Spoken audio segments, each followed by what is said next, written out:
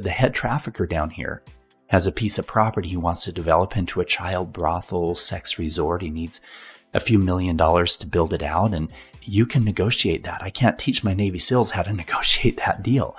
And I got super emotional, realizing, wow, the skills that I have can be used more than just making more money and making more friends. They can be used to help pull a child out of slavery, out of hell. If there were a modern Batman, Paul's probably it, except without a $300,000 batsuit. Yes, I googled how much Batman's actual batsuit would cost if it were real. Paul, congratulations on the movie passing the $160 million mark recently. Welcome to Discover More. Thank you, Benoit. Honored to be here with you and with your guests. I want to begin by thanking you for rescuing 50 children from their doomed reality of being sex trafficked a while ago. So can we start there by portraying a picture with whatever you want to share with the audiences? What you're referring to is what was portrayed in the Sound of Freedom movie. That was my first experience in seeing this darkness firsthand. I had received a phone call from our Attorney General who introduced me to a Homeland Security agent portrayed by Jim Caviezel in the movie. And he had identified some children in Latin America and Colombia and wanted to have my help, not only financially, but physically being there to play the role of a wealthy playboy who was interested in helping to build a sex hotel, a brothel for children, just like what is portrayed in the film. And in real life, that happened. There was a lot of things in the film that were put in as extra drama and whatnot. We actually took 8 different rescue missions and took different stories from them and weaved them into the film. And a lot of unsung heroes were put them into just a few characters. But in the movie, Jim Caviezel says to my character, Pablo, he said, he gives my driver this picture, and that kind of makes me have that commitment. In real life, I was already there. I was face to face with these traffickers, and the trafficker hands me this phone, and then he says, this is Princess. She's still a virgin, and started talking about these horrific things I could do to this child. And that galvanized my commitment to eradicate child trafficking, how they were talking about these children like they're commodities. And then what really made it for me in terms of my personal commitment was 2 weeks later when they had arranged this party and the traffickers bring her and 3 other virgins scared to death. 1 little boy, 3 little girls. This little boy was 11. They gave him cocaine because he was so scared. I mean, what kind of effed up monster thinks that that's attractive, you know? And I'm sitting on this chair just like I am here. And this child, this little girl, standing up was no taller than I was as I was sitting down. And she was shaking. And I could see that she had been crying. We heard her crying before they even brought her out. And her makeup had been smeared with the tears. And she was looking at me like I was this evil person that was going to take her innocence from her. And everything in me wanted to just say, no, that it's not going to happen. You're going to be fine. You're going to see your parents again. And I made a commitment at that moment of my life to myself, to God, to the universe, to that child, that I would do everything in my power, everything. I would dedicate my life to eradicating child trafficking and now to liberating humanity. And that's what I did for the next 10 years. I donated time and money. I led or played a key part in over 70 undercover rescue missions in 15 countries. And these experiences and my personal transformation could help more people than just doing the undercover work. There's great Navy SEALs, Green Berets that can continue doing that. So that's what brings us to this point where I'm okay being public and having my face and my voice shown. As a psychotherapist, Paul, I've always been fascinated by the relationship between our internal psyche and how that externalizes externally. So for you, Paul, when the Homeland Security agent came to you saying, Paul, we could use your talent, we could use your ability, we can use your capacity. What were some of the internal landscape that you were dealing with at that moment and moving forward? I realized a lot of things in my life up to that time that didn't make sense began to make sense. The fact that I had this lifestyle, I had nice cars and a nice house and big parties, but it was that energy that the traffickers were looking for. It was the Jeffrey Epsteins of the world. It was big egos and big checkbooks that were funding these kind of parties and these activities. And the fact that I had had experience for so long in real estate transactions. And he said, Paul, he said, the head trafficker, when I said, why me? He said, well, I know about your background. I know you could handle yourself in a dangerous place. But he said, the head trafficker down here has a piece of property he wants to develop into a child brothel, sex resort. He needs a few $1 million to build it out. And you can negotiate that. I can't teach my Navy SEALs how to negotiate that deal. And I got super emotional, realizing, wow, the skills that I have can be used more than just making more money and making more friends. They can be used to help pull a child out of slavery, out of hell. And I said, absolutely. One thing in the movie where he tried to convince Pablo to, hey, and Pablo said no, and he thought about it for a while. I didn't think about it. It was almost immediate. In fact, so much so that my business partner was concerned. The one that was there and heard the conversation, he called my other business partner, John, the co-founder of the fund, and with me. And John called me back and he said, Paul, I just heard about what you committed to and going to Colombia with these kids. He said, have you thought this through? He said, you're set. You could sell out today. You could buy an island. You could be happy the rest of your life. And I said, John, would I really be happy if I bought an island, if I bought a yacht? I said, if I was doing something else dangerous tomorrow, if I was climbing Everest, you and I would have the same conversation. He goes, yeah, we probably would. I said, when I'm 95 years old and I look back on my life and I say I built a multi-billion-dollar company and I climbed this mountain and I helped in some way of rescuing this many children from slavery, from hell, which of them really matters? And he said, you're right, Paul. If you've got the skills they need, then I see it. So that was a transformational time in my life for sure. I feel like I have so many clients who have high social position, stature, wealth, accolades, honorifics. But to me, Paul, I feel like some of the biggest sadness in life is when you climb up the mountain and you finally get that peak view, just to realize it's the wrong mountain that you've been climbing all along. So when you heard that proposition over the call and when John came to you, like, how did you approach that calculated risk or regrets? Or were those not even part of your internal landscape and you were just overtaken by this catalyzing visceral saying that this is my calling and this is only someone like me, given my real estate background, given my $1 billion capacity, given my ability to be in this potentially life and death situations?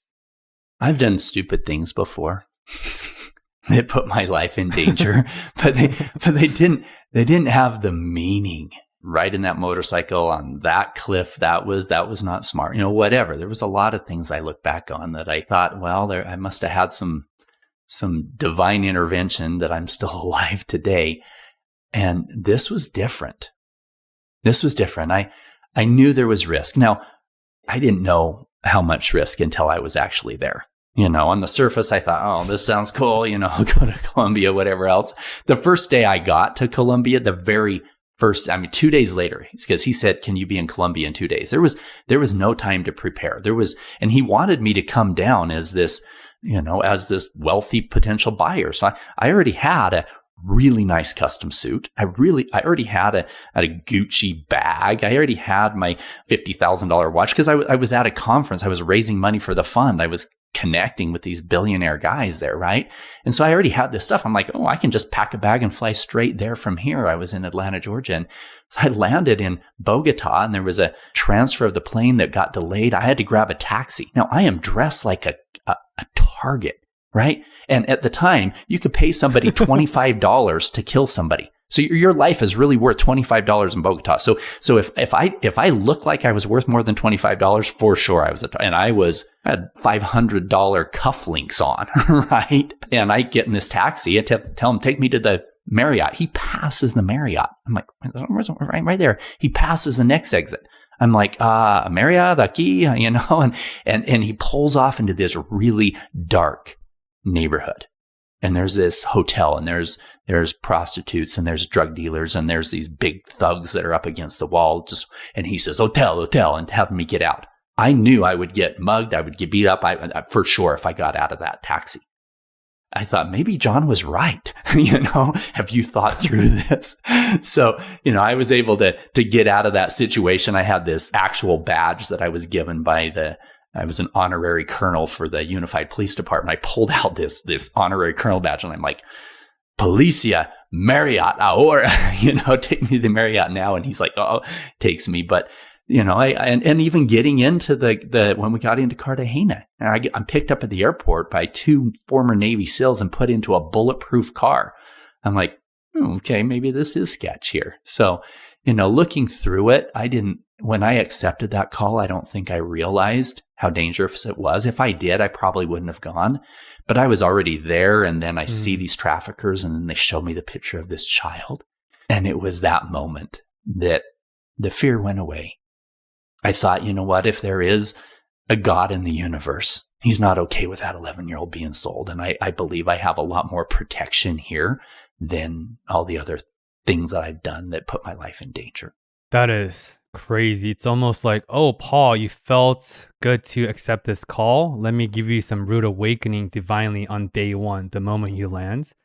Can you recall any other point of no returns, aside from day one, almost getting mugged from a taxi on your way to Marriott, that really left a profound imprint that you even feel this visceral revisiting memory lane? Yes, it's actually why we named the movie The Sound of Freedom.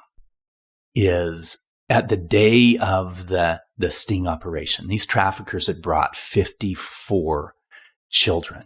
Most of them were under the age of 16 years old.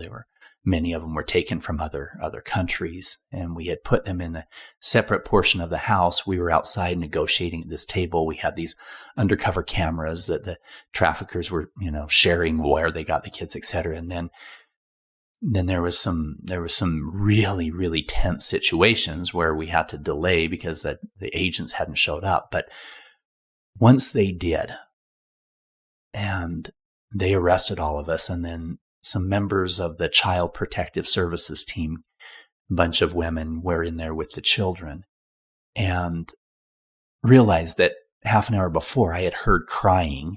And then this little 11-year-old child was brought and presented to me, scared to death. And just that traumatic feeling of, wow, this is really happening. This thing really goes on in the world. And then after those women came in with the children, and I could hear very clearly the laughter in there as the women were helping the children feel comfortable and singing with them and things like that. And that sound of freedom was the most beautiful sound that I ever heard.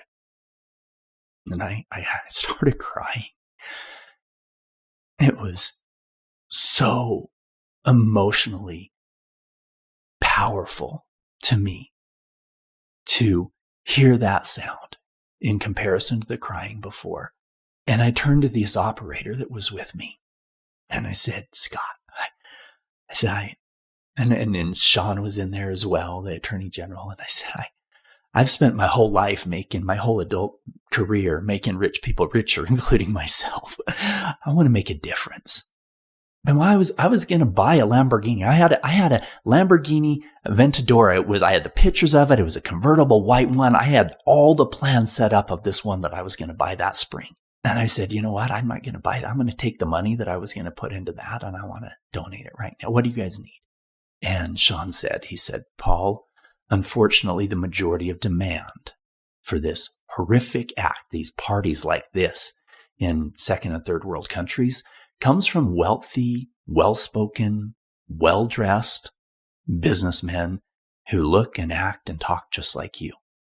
He said, I can't teach the Navy SEALs how to wear a $50,000 watch and negotiate like that. He said, and I don't know of any really successful business owners who've had the training that you've had. If you be the bait, I'll change your whole life. That was the beginning of a brand new trajectory in my life. What you just said, Paul, reminds me of a quote, and I love to segue into this question. Power corrupts, and absolute power corrupts absolutely. Why do you think some people go toward the light, whereas many go toward the dark side? Especially because I'm in Hollywood, I cross around with celebrities and influencers quite often now, and I know some of the darkest secrets in their closets. And it's hard for the public to even grasp, so I'm not going to go into it. But what I do want to say is when you have access to anything that you want at the fingertips, you're going to get bored of that. That's why sexually people go younger and younger and younger. When you can get any supermodels any day of the week, you iterate that for years and years, you no longer have any illicit of dopamine release and any desire. So you have to go towards a taboo, the forbidden fruit. That's just one domain, and you cross that with so many other things.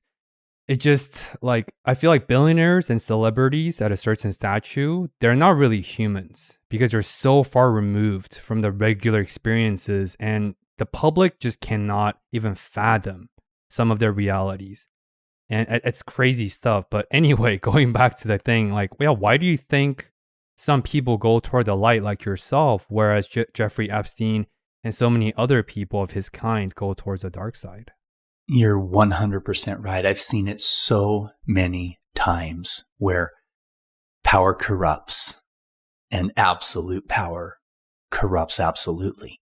And unfortunately, we live in a world today where a lot of people see themselves as somebody with absolute power. 1,000 years ago, the only people with real absolute power were royalty and whatnot. Today, you have a really big checkbook and you've got connections with the governor and you have, whatever. You end up getting to this point where your moral compass is not affected by any concern that you'll be found out or be taken down, and you remove yourself from consequences. And people get addicted to this level of power and greed and subjugation of other people.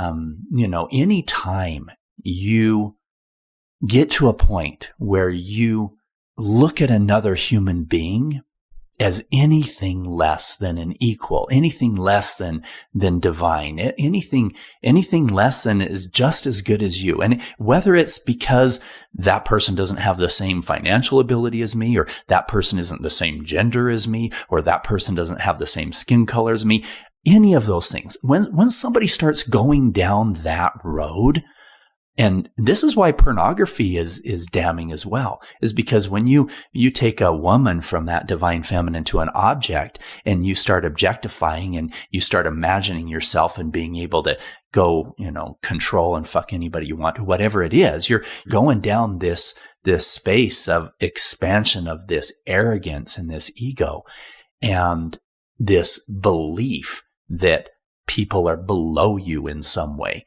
And then what happens is they get addicted to the rush of something bigger and something better. I climbed this mountain. Now I'm going to climb a bigger mountain. And that was a bigger rush. And for some of them, they go down healthy adrenaline rush increases and bigger accomplishments like climbing a bigger mountain.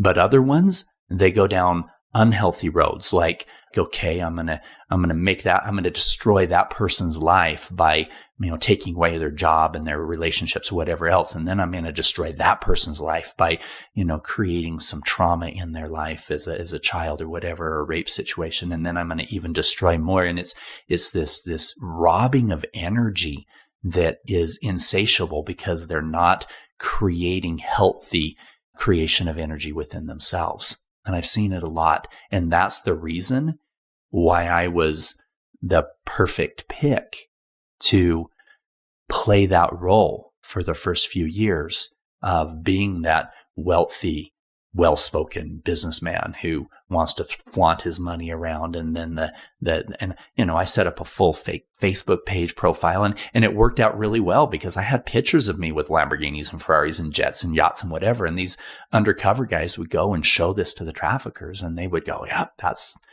the kind of guy we work with. And they were used to that. And that's why they were able to bring all their children in, and we could rescue them all at one time. The undercurrent of what you just said is humility. Yeah. Because if you're truly humble, if you truly review and self-evaluate the archives of your behaviors, your patterns, who you are, the essence of who you are, it's hard to be arrogant. Because like whether you believe in God or not, like it's the flaws and the imperfections that makes us human. But I know quite a bit of spiritual narcissists, and it's mind-boggling. But of course, for you, it sounds like through grace, through synchronicity, or whatever language you want to use, you went down to the other path. But it's humility at the center that I sense. So given your background as a former hedge fund manager of $40+ billion operations, and now in your full throttle philanthropic work plus movies, like what does humility mean to you, Paul? Well, I'll tell you this, since you touched on it and brought it up. The first 3 years of doing undercover work, I was passionate about helping the kids, but I wasn't Paul Hutchinson. I was Paul effing Hutchinson, right? And that actually went well with this whole, the traffickers would see me and that, and I was okay. I bought into that same, there were other people that were in this work that had that same arrogance, ego, and they wanted the cameras on them, and I didn't care about the cameras, but I had the best panty dropper story on the planet, and that was this energy that I was in. And some of my operators were such good men, but they were caught up in that same thing. I've got guys like Jimmy and Andy and Jeremy and others that are just, I'm so close with them today because they, about 7 years ago, came to me, and one of them said, Paul, do you trust us? And I said, yeah, we put our lives in line together, right? Undercover. And they said, yeah. Do you like your life right now? And I'm like, yeah, I'm Paul F. and Hutchinson. Yeah, I can. They're like, well, you're on your second marriage and it's about to end. There's something going wrong in your personal life and everything else. And I said, yeah, maybe I'll get around to that someday. And they said, if you trust us, why don't you come and join us in this ceremony? I'm like, I had grown up in a member of a very strict religion. I hadn't even drank alcohol, let alone, tried any mind-altering anything. And they said, this isn't drugs like what you've been taught. This is something that's going to break down your ego and allow you to see yourself in a different light. And we did a plant medicine guided meditation journey experience, and it was the darkest, most difficult thing that I had ever done. I felt in every cell of my body the pain that my children felt when I cheated on their mom. I could feel the energy of people who I had wronged, and just because of my ego, right? I had parties at my house where I had all of the NBA players in the area. There was like 20 of them there and 150 girls there, right? That was the kind of thing. And most guys think, well, that would be cool. No, it wasn't. I was not acting in total integrity in all the areas of my life. And I could see it and I could feel it. And it broke me down. And I did some mirror work in that space. And I'm looking at myself in the mirror and I thought, are you really proud of being Paul F. and Hutchinson, right? Is that what you're proud of? What are you really proud of? What's important? What's the direction you need to be heading in your life? And over the next year, in doing a lot of that inner work, I dropped the effing. and I became super humbled. But then I realized that some of the people that I was close to were in that same low vibration energy of massive arrogance and egos, and I couldn't support it anymore. And I had to break ties with some of the organizations I was working with and some of the people, even some of the people that were in this work of child trafficking, of fighting it. I realized for a lot of them, it wasn't about the kids.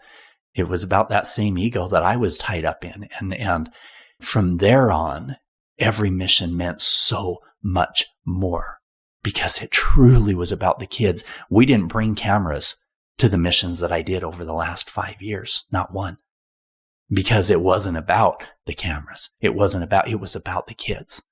And that made all the difference. So I'm a big fan of Jordan B. Peterson in terms of his intellectual prowess. I read all his books, and my favorite quote from GBP is, "Life is comprised of what repeats, so get the repeated things right." I'm sharing that with you because, as you said, once you get past the glory and the awe, you really have to be okay with the mundane. I share that with you because I sense a similar through lines where I gravitated towards policymaking because in terms of vehicle for change, policymaking is it. As a clinician now, I could impact 100 people, 150 a year, which is amazing. As an undercover agent, you could help a lot of children and humans and modern slaveries and whatnot. But I think so many of us gravitate towards utilitarian, the massive macro quantitative impact. And I left policymaking because through 6 years, I see some dark side of good people doing bad things for the sake of impact. When bad people do bad shit, it's not surprising.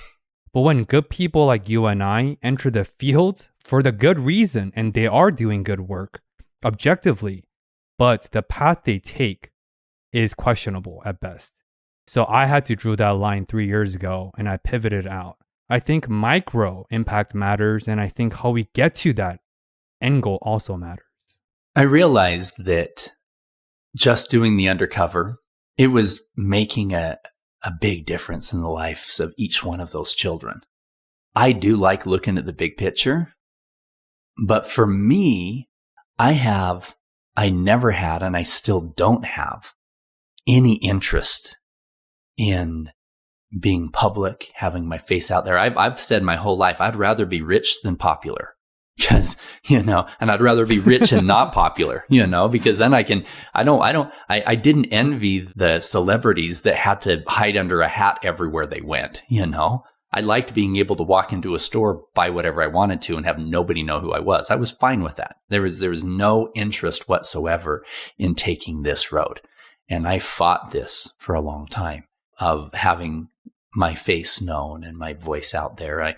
I even said for the last year when I was really being pressured and I felt a divine calling to be a voice, I'm like, can it just be about the message? Can I not be the messenger? Can I help push this message out of? And the question is, what is the message? And I had to take a step back and understand what I was really fighting for. And if my goal was to eradicate child trafficking, if that's the goal that I made 10 years ago, I realized I wasn't doing a very good job because there's more children being sold today than there was 10 years ago. So I thought, okay, is just funding the undercover missions, is that making a difference? What needs to happen? What really, really needs to happen? And I started delving deep into what was the core, the draw, why people would even go down that road. Because I realized every time we pulled 20 children out of hell, it would leave a vacuum. If there was still a demand, then that demand would be filled somehow. And 20 more children would be sucked into the deepest recesses of hell. And so figuring out how to solve the demand side was the only thing that made sense. And, we can go down that in that conversation a little bit later. But I agree with you. There are so many people that try to be global changers in this and whatever, but it's feeding into their own ego, and they're trying to control people. They're trying to, okay, let's put this policy in place so I can control more people, and this thing so I can control more people. And the reality is, if that's the energy of controlling people, it's the same thing I'm fighting, right?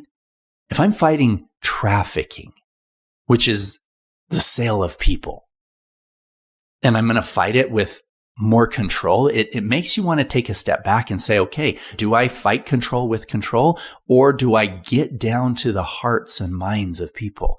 Do I figure out how to help them change from the inside for the right reasons, right? Not because I have to. And this goes back to our conversation we had just a little bit earlier about power corrupts and absolute power corrupts absolutely. Because when they don't have that accountability, then the only thing that was keeping them good was the fact that they could go to jail or be arrested or lose their family or whatever else. But when they have this unlimited power, then they go down this. What if we could make it so that even people with that unlimited power could choose the right way? If we could do that, and then we could go to the rest of humanity and help them change their perceptions of themselves, change their perceptions of other people, help them shed their own trauma from their past before they ever transfer that into the lives of other people. There are so many things that we can do to get down to the heart that is different than just implementing additional levels of control. And so that's really where I've gravitated to, because that's what was required for Paul Hutchinson's personal transformation. I was one of those people with power corrupts and absolute power corrupts absolutely. You get to that level of, I know every senator and I know the governor and I have the checkbooks and I have the badge and I have all this stuff. It leads you to this position of additional arrogance and control and ego. So by fixing that in myself and understanding what needs to happen to fix somebody who had that level of power, I believe that we can start cracking that open for other people and have them learn to govern themselves and not go down those roads that would implement pain on other people. I tell my clients that everyone's an addict to a certain degree, so choose your addictions carefully. Because whether it's clout, money, adultery, sex, meth, substances, everyone has their addictions.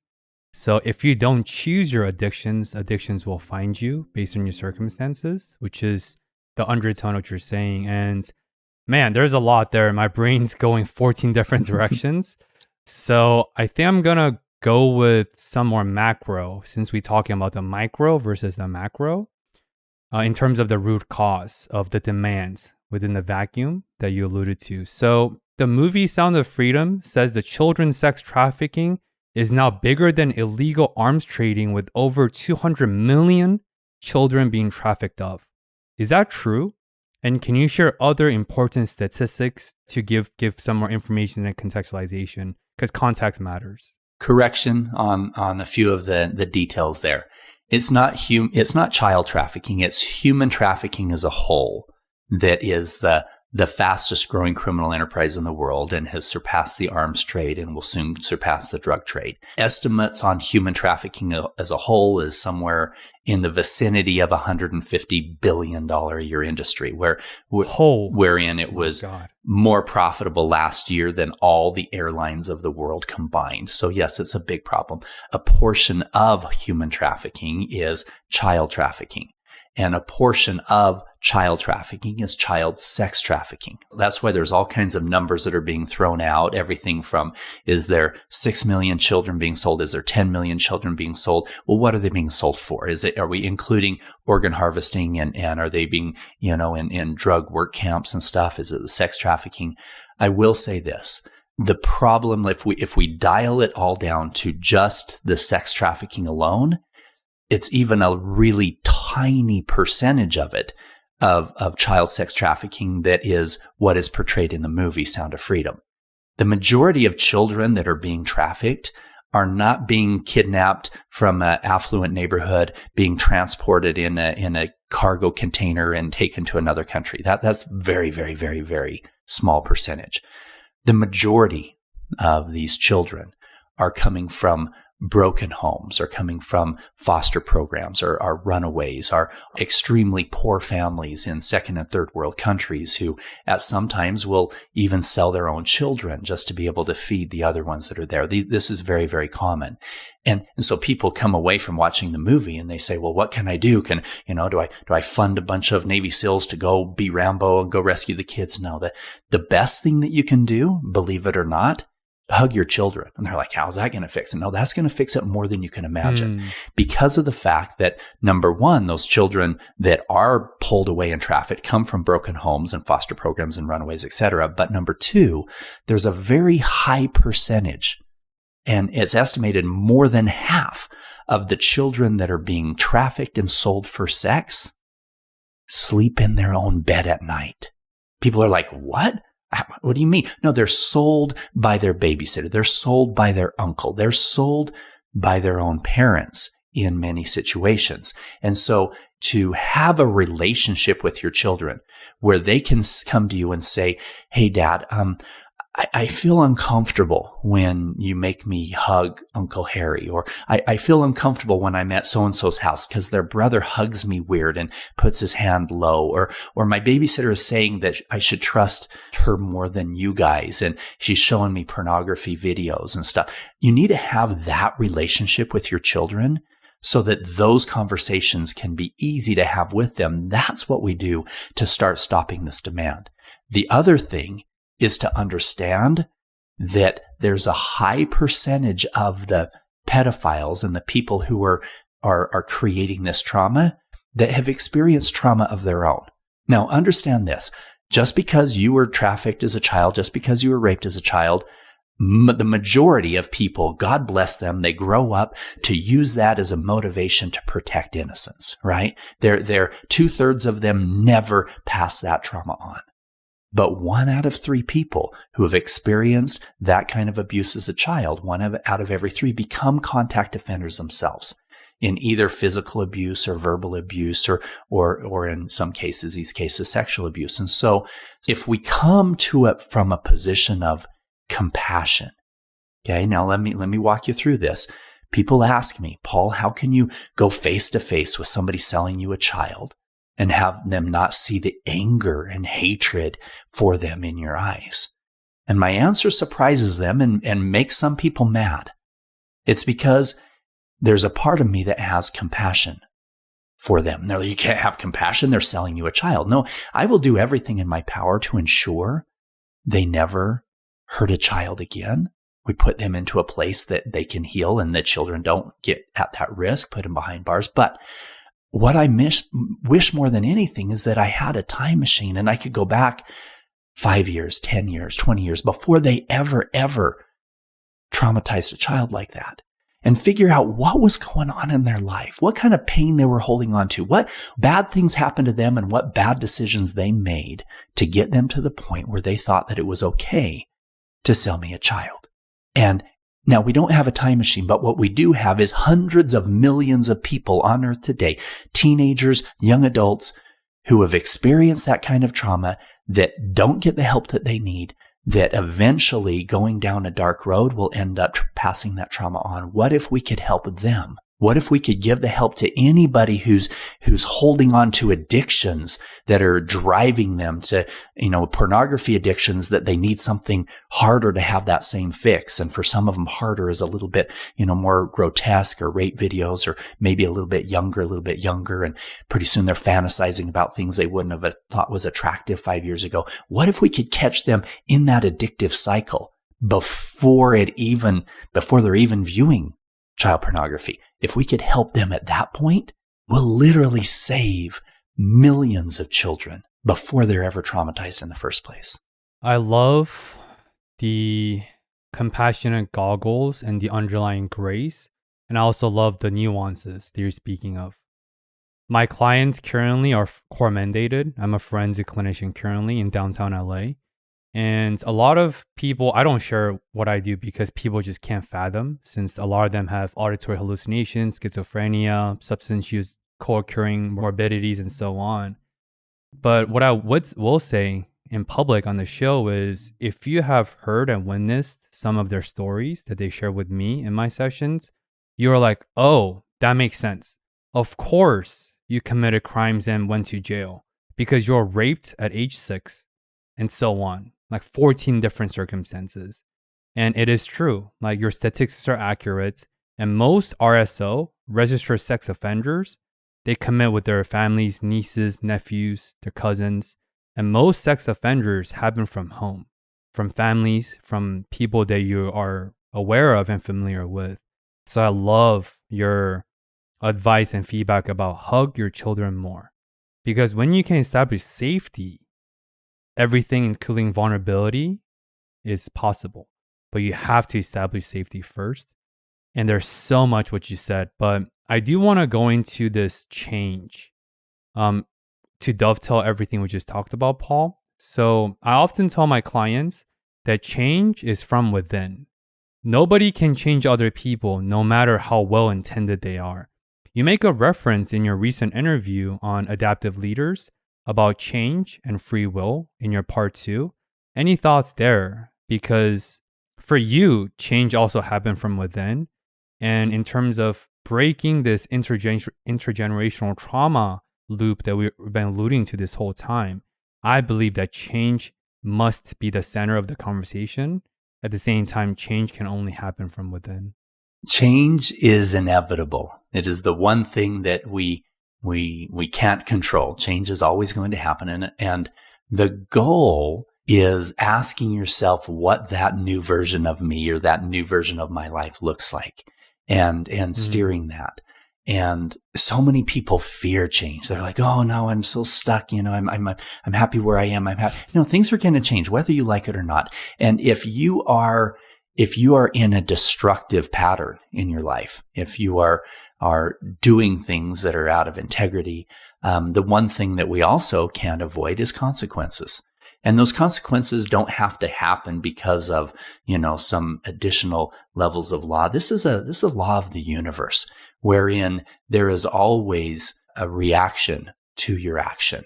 And whether that is something legal, that somebody who touches a child goes to jail because the actions of other people are going to ensure the innocence of children, or whether it's losing a healthy relationship because of your pornography addiction or your alcohol addiction or whatever it is, or your addiction to your own arrogance and ego, there is inevitable reactions or consequences to everything that you're doing. And so I realized that I had the ability to direct my life anywhere that I wanted. And I did. I built a multi-billion-dollar company because I wanted to. I did. I visualized it. I saw it. Our actions create, our words create, and our thoughts create. And people ask my business partner, John, they say, "Well, did you see it in the beginning? I mean, how did you guys get that big?" And he would talk about this story where, we would be in this little teeny office so small that we would bump elbows when we turned around, me and John. And we needed like $25,000 by Friday. And John I was making calls and raising money, and I'd turn around halfway after a call and I'd put my little pinky by my mouth and I would say, "John, we're going to be $1 billion fund someday." Then John said, "Paul, we just need $25,000 by Friday," right? He didn't see it, but I did. And so I was able to visualize and create and attract. It's not just the law of attraction. It's the law of creation. And so as you sit down, most people spend more time planning out their next vacation than they do planning out their life. But I sat down at that time and I thought, okay, this is my life. I want to have a big house. I want to have nice cars. I want to have, right? And once I got to that top of that mountain, I thought, this is kind of lonely here. Where do I go from here? And I used the same techniques that I used to build a multi-billion-dollar company, those same techniques to now say, okay, what is out of alignment in my life? What do I need to change? And one of the things that was out of alignment was the fact that I had lots of failed relationships. And I was on the end of my second marriage, and everything was a disaster. And I thought, maybe I need to change. And maybe I need to direct what that change is, because it's going to happen anyway. I'm going to lose this marriage and I'm going to get into another one and it's going to be destructive again. So why don't I identify exactly what it is that I want, write it down, get super clear about it, visualize it, and attract that into my life instead of all this crap that I've been attracting? Is that how you attracted Vanessa? By beating out the Superman? So here's a cool story. You ready? That's a great story. So I joke and I say I created her. I did. I created her. So this is a little backstory. So in reference to the Superman thing, just so the audience knows. So Henry Cavill is the actor who plays Superman, right? He was at her work almost every single day. They started a date, not big. They went on like 2 or 3 dates. And then she met me. So yeah, I stole Superman's girlfriend. Now, how do you do that, right? So here's what happened. I was at a Tony Robbins event. Tony's been a huge supporter of anti-child trafficking. He was a supporter of one of the previous foundations that I had worked with. He's a good man. He actually came and saw one of the undercover rescue missions that I had led and witnessed it firsthand. And so we became friends from that. Well, he invited me to one of his conferences in the VIP area, and I brought some other celebrity people that I knew. And I'm there and I'm thinking, okay, he's got this portion of his conference where he takes you emotionally. He has you write down something in your business career that's not where you want to be, but visualize where you want it to be. And you write it down in detail. And then he emotionally takes you to achieving it. And then he takes it away from you and takes you back. And then it's about a 2-hour section of just writing in detail how it feels, what it looks like. And I thought, you know what? I've used these techniques in every area of my life. I used it to rescue kids and visualizing where they were and feeling that energy and being led by the universe, by God to where they were. I used it in building my companies and visualizing. I've never used this in building a healthy relationship.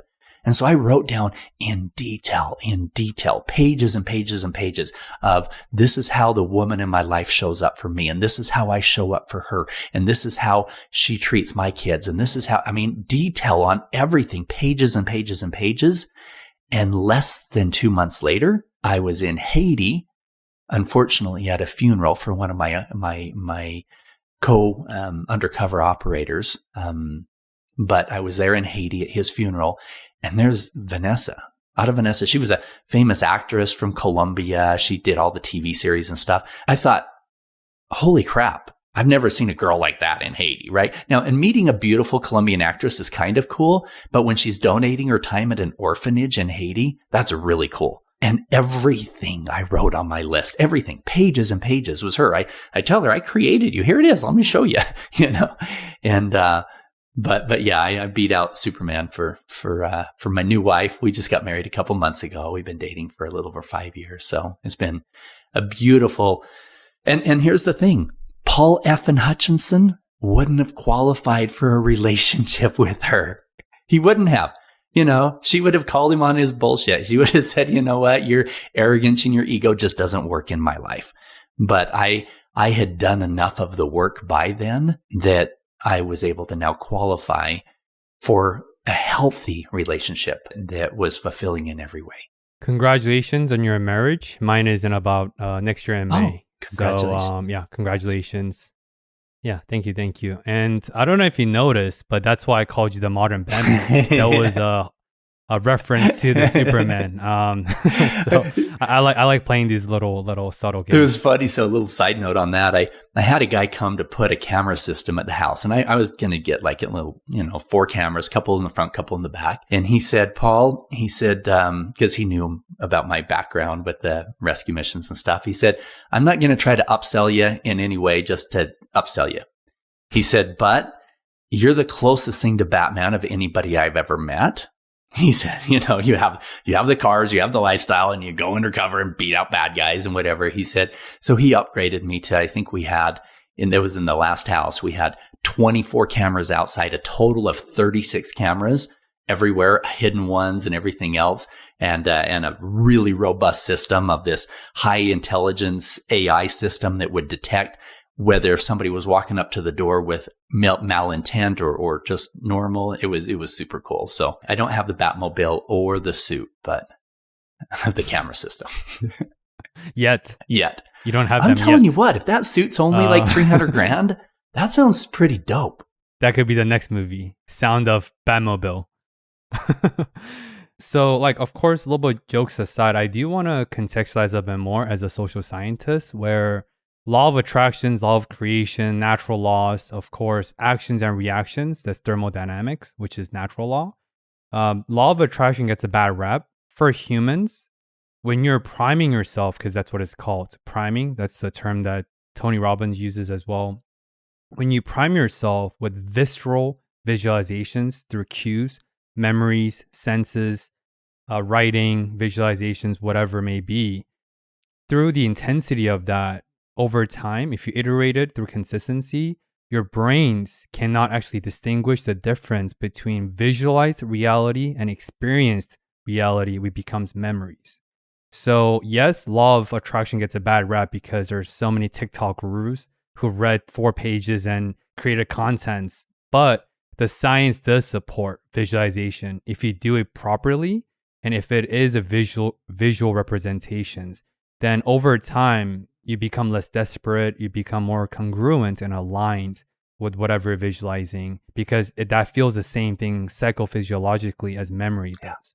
So I just want to share that really quickly because on that note, just a quick side note, every one of us have looked at pornography. Just because you see pornography doesn't mean you're going to become a pedophile. But what happens when you're visualizing that over and over again in your mind, you're thinking, I already did it. So, if you're in a healthy relationship or you're trying to be in a healthy relationship and you're viewing that with and imagining yourself with that girl on there that you're looking at on pornography, you're in your mind doesn't know the difference between reality and you've already cheated, and so that's why it's so important to manage what's coming into your mind and that controlled so that you can visualize having $1 billion fund or finding those children, whatever it is, and seeing that energy. In fact, I believe that there is I'm going to call it a spiritual component. It's not just, hey, your mind is now that you're thinking about red trucks, you're going to start noticing them more. Yeah, I see that. But finding the kids, it wasn't all about following logic and protocol. It was feeling guided to where they were. In fact, I met a man in my early 20s who had invented over 300 life-saving medical devices, and he was the original inventor of the voice recognition software that IBM was using with their kind of their version of what we use as Siri today. He didn't even know how to read and write. He didn't even graduate from elementary school, and he asked me. I got to go to lunch with him, and he said, "Paul," he said, "you could have an IQ over 200 if you wanted." And I'm like, no, I'm really not that smart. I worked my butt off and I didn't even get a scholarship. He goes, no, he said, the difference between me and you is that I listen better than you. And I said, you listen better than me? And I put my hand on my ear. He said, no, I listen better than you. And he put his hand on his heart. He said, once you realize that we're all interconnected, from something that we don't really see with our eyes and hear with our ears. He said, do you think that I'm the inventor of those medical devices? I said, this is a trick question. You have the patents, right? He goes, yeah, I do. I said, you're not the inventor? He goes, not really. I said, what do you mean? He said, how long has the universe been around? I said, I don't know, millions of years. He said, billions upon billions of years. He said, those medical devices were invented billions of years ago. I was a better listener than you. He said there are people in the arts that write their musical creations were note perfect the first time. He said because many of them were already written. And I'm like, okay, this is kind of weird, but okay. But I learned I learned to start listening to that still small voice of truth when it came to, everything from calling the right person at the right time. In business, you're like, somebody will come to your mind, hey, you should call this person. And I don't delay. I pick up my phone that second and I make that call. Do it now. And it's amazing how many times that person needed that call right there, or it was something that was super pivotal. And so learning to tune into that, really transformational to me as I started going through my own personal transformation and realizing that there was more to life than what I'm seeing and hearing and touching, that there's something bigger out there and a bigger purpose, and that I can connect with it and use it to help direct me in my life and help me to heal through my own trauma and challenges. I thought our conversations will get lighter, but I think it's about to get a little bit heavier. So put on your seatbelts. But I do want to go into the pornography area briefly because it's I struggle with purity culture per my Christian faith. I'm a deacon at my church. I serve every Sunday, as I texted you previously. And of course, I'm engaged happily, so I've done a lot of work. But porn is something that I think all men and women, but a lot of men struggle with. You listed this Tony Robbins quote on your website. If you do what you've always done, you'll get what you've always gotten. Reminds me of another quote where madness is defined by doing the same thing over and over again and expecting a different outcome. Maybe Jim Carrey said it, I'm not sure. But I'm bringing that up because I interviewed Erin Dorsey. I shared with you briefly where she is a formerly sex trafficking victim from age 13 to 16 in the United States. She survived. She took down the perpetrator by working with FBI, and she became an internationally famed model for 3 years. She blew up all over the place, but through that, she realized a lot of the online grooming tactics residually were still impacting her. She was unable to reclaim her divine femininity that she was worthy of because she was never fully healed from the sex trafficking, but also through online grooming tactics that she shared with me about. That interview is going to release in the next couple months, but I was so disturbed by what she shared because she told me straight up, she's like, Benoit, some of the porn that you consume, you may not know this because they don't tell you in the descriptions, right? But she's not saying it's for sure, but most likely some of the porn materials that everyday people that we consume with innocuous intent, very innocently, might be the victims of online grooming and some of these psychological tactics that traffickers use. And I was like, holy shit. Like, I kind of regretted having that interview because now I have this awareness and this lens that I could just unsee. And this is something I've been grappling a lot about after our interview. But I want to dovetail into, because you referenced porn quite a few times. And I really wanted to see if I wanted to go down into today or table that for a round 2 conversation. But I think it's a sign, so let's go into it. It's a vast, loaded question, Paul. But given your position and your unique expertise in the matter, anything you want to share that you feel Absolutely. It's such a good question because not only in pornography, and realize this, it's not just a few. There's a very high percentage portrayed in pornography that are not what you would call independent. In fact, I'll just take this to the next level. So years ago, we had this young girl who was trafficked from Mexico City. She was taken to New York. She was sold for sex 20, 30 times a day, year after year. And her traffickers, just so that her family wouldn't be looking for her, just convinced her to write to her family and say, hey, I'm fine. I just ran away. I'm with some friends. Don't worry about me. And they used fear to control her. They said, I know where your sister lives. I know where your mother lives. And if you don't do this, then we're going to do these horrible things to your family. And this happens a lot, these fear tactics. And so she escaped when she was 17. They beat her up severely, got her back. She escaped again. We brought her to Utah to get away from all of that and to heal. She spent the Christmas holiday at our home. And I was talking to her, and I said, tell me this. The girls that you see online, girls that are there that say we're independent, right? We're working for ourselves. They're earning money to put themselves through college, whatever. I said, the ones that say they're independent, is half of them really independent? The other half are being controlled or being pimped or are being trafficked? She said, no, it's not half.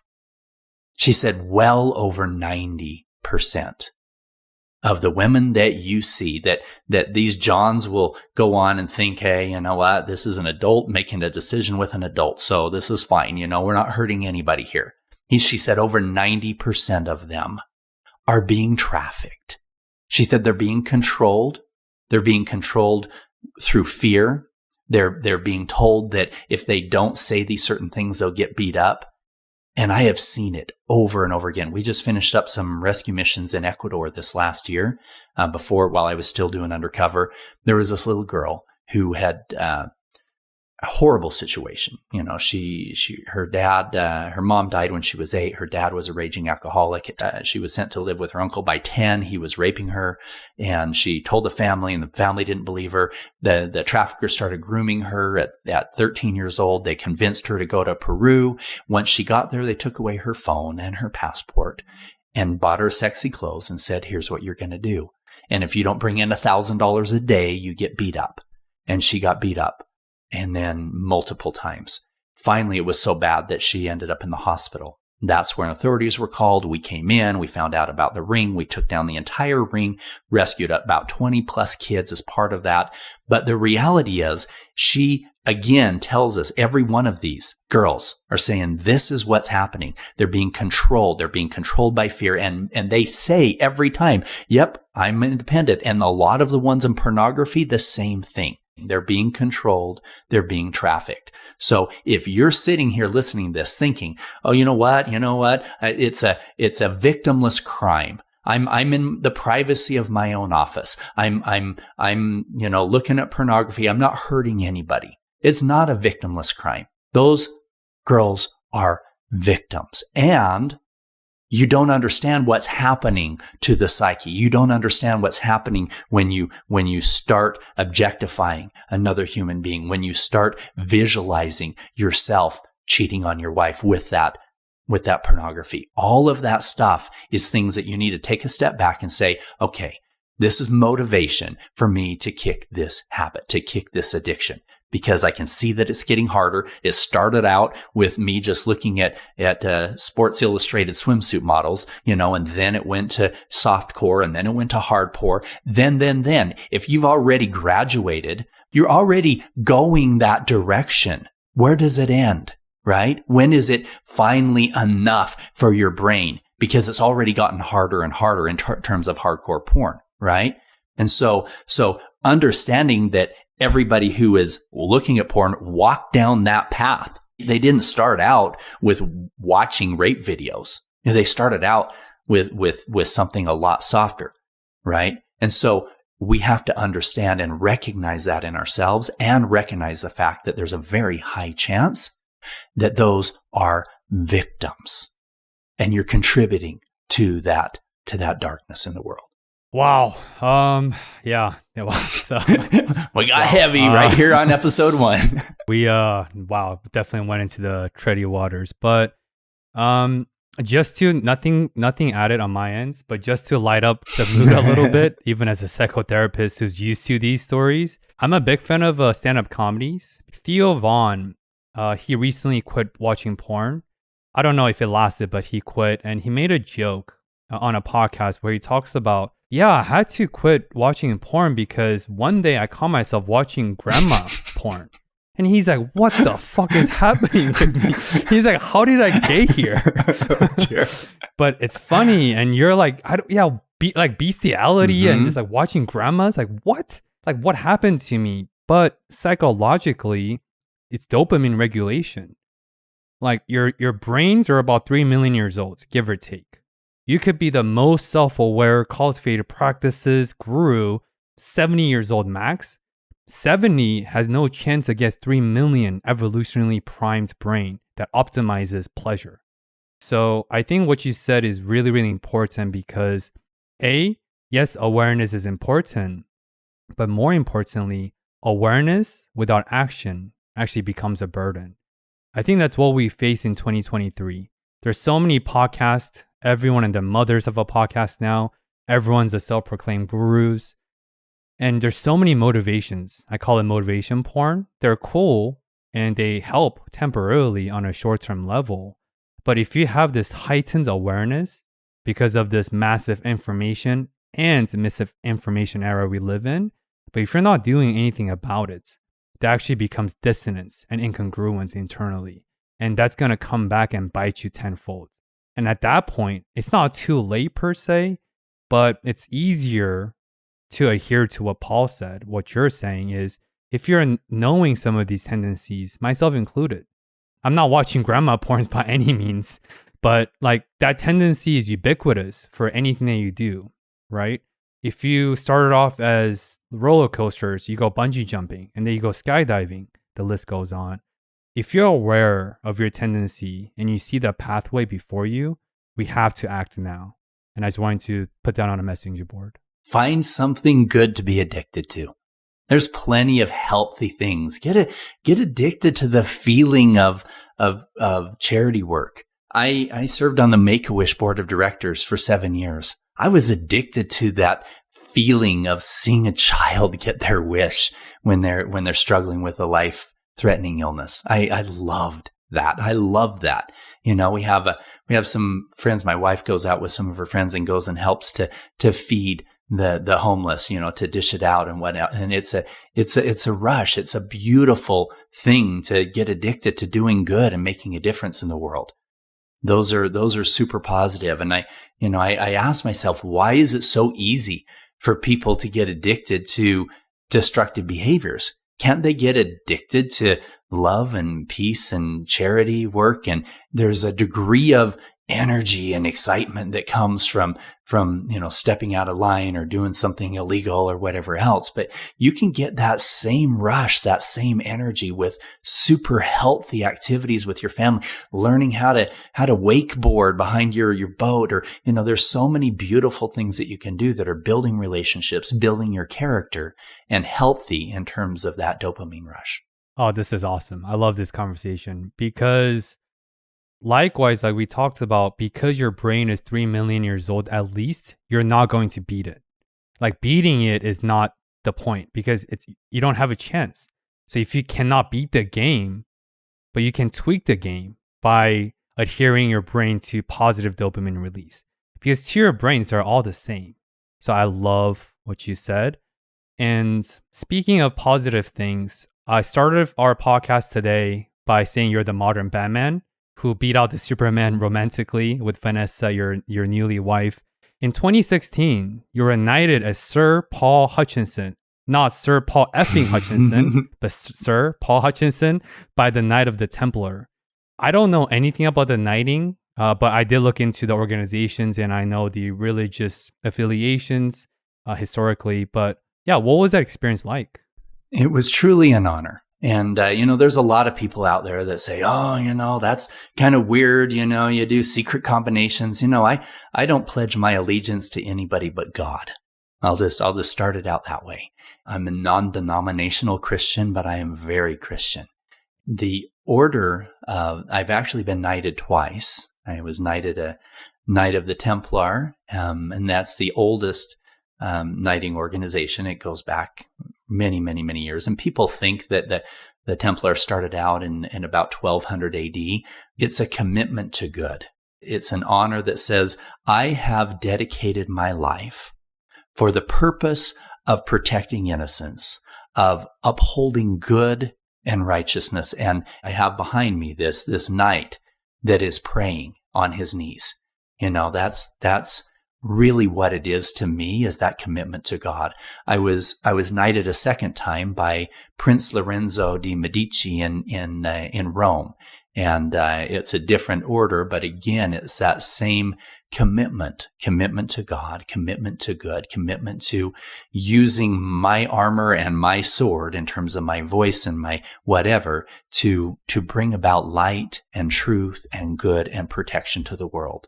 So thank you for asking about that, because it was special to me. In fact, in my heritage, if you follow through my father's line, my grandmother was a Stuart, the Stuart of England. They were royalty, and I could follow all the way back to Sir William Wallace. I'm honored to be a part of that DNA heritage as well, with wonderful leaders that fought for good throughout history. I just finished watching the show on Netflix, Quarterbacks. And I don't know if you've seen it, but they talk about Kirk Cousins, Patrick Mahomes, their 2022 Super Bowl season.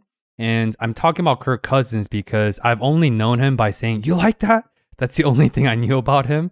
But I didn't know anything else about Kirk Cousins. But in the documentary Quarterbacks on Netflix, this is not sponsored by the show, he won an award that's distinguished and only give out to one servant leader. Because everything you alluded to and the things I want to embody every Sunday through church is servant leadership. How can I get on my knees below the people I'm serving, not at their level, below their level, because that's what Jesus embodied. Aside from all the controversies, yes, Christianity had very dark stages. They used to burn feminists as witches in the stick. I'm very aware of the history. But to me, Christian just means embodiment of love, which is what Christ did. He won this special award in the show, and he was so honored by it because he didn't win the MVP. Patrick Mahomes won it by a large mile because he's just a God-given talent. But he won this award, and he said, football is going to end. One day, whether it's football, whether it's your real estate hedge funds, whether it's podcasting or psychotherapy, they're all going to end. And they're just one of many chapters that our life comprises of. But he said, the good deeds I do, the integrity I abide by, the good life that I adhere to, that's going to be endless. And he was more honored by that recognition than winning MVP. I want to share that with you because I sense the same sentiment from you, Paul, today. And I really, really learned a lot from you today because watching your reels that's post-produced is one thing. Of course, stories are powerful. Because even earlier when you talked about the porn that we watch, oh, it's a victimless crime. I think humans' most powerful ability is our ability to create stories. Because stories outlast. When we die, the stories will live on. That's the legacy we strive for in terms of positive impact. So I think it's really important for us to start tweaking and correcting and be mindful of the stories we tell about ourselves and others, whether it's porn, whether it's human trafficking, modern slavery, or anything in between. But that's the biggest takeaway I've taken is we all tell stories about ourselves in our lives and about others. So let's make sure we're telling the most accurate, truthful stories that's aligned with who we are. Thank you, Benoit. Such a pleasure speaking with you, feeling your heart. This interview has been very different from a number of others because everybody else is like throwing politics in or, what was it like to be here, and you came from a beautiful place of the heart with well thought out questions and leading the conversation to help me to open up my heart and really dig into the emotion and of my personal transformation. And I'm really excited to visit with you in person in studio in Los Angeles and having a part 2 as well. This is my metaphorical red carpet moment. Where can people check you out and anything you want to share with the world? You can find my foundation, the Child Liberation Foundation, by going to liberatechildren.org, liberatechildren.org. And on all social media, you can find me. You can just type in liberate and it'll all come up first. But the full is liberating.humanity. We'll bring you up on Instagram and Facebook and TikTok and everything. You can find great information for you and your family to learn more about how to keep your children safe, etc. And other information that's going to be coming out by going to my new website, liberating-humanity. liberating-humanity.com. And I'm trying to buy the Liberating Humanity without the hyphen, but I'm waiting to hear back from the broker on that. But find ways to contribute, can find ways to help your family, anything that this is a global effort. This isn't about me. This isn't about, the actors in the movie. This is about humanity. And I believe we're at this beautiful transformation stage that we can all come together and make a huge difference in the world. Yeah, it's only an inflection point if you do something about it. Yeah. So on a last side note, I wanted to buy the domain discovermore.com, but it's up for $50,000 by the owner. So definitely not at that stage, but eventually I like to buy discovermore.com because my mission on the podcast is I want to make my podcast and my team's great effort to be synonymous with curiosity. And that's my stride, and I'd like to do this for 6 more years at least. Yeah, Paul, I appreciate your thoughtfulness, your expertise, the harrowing and just viscerally powerful and memorable stories you share with me today, and just everything that you've done. I've respected you from afar since I came across your content. I enjoyed the movie myself, but I think I enjoyed this one-on-one conversation much more than the movies or any other content I've watched in preparation. But thank you, Paul, for everything. Thank you, Benoit. If you enjoy my conversation that is deep and insightful and truthfully thought-provoking and deeply uncomfortable with Paul, I urge you to check him out and also just share this episode with one friend. It's free for you, but it is known as the best free growth strategy for the podcast. And as always, I hope you choose love over fear and choose curiosity over complacency in the next week's train of Discover More. Thank you for tuning in.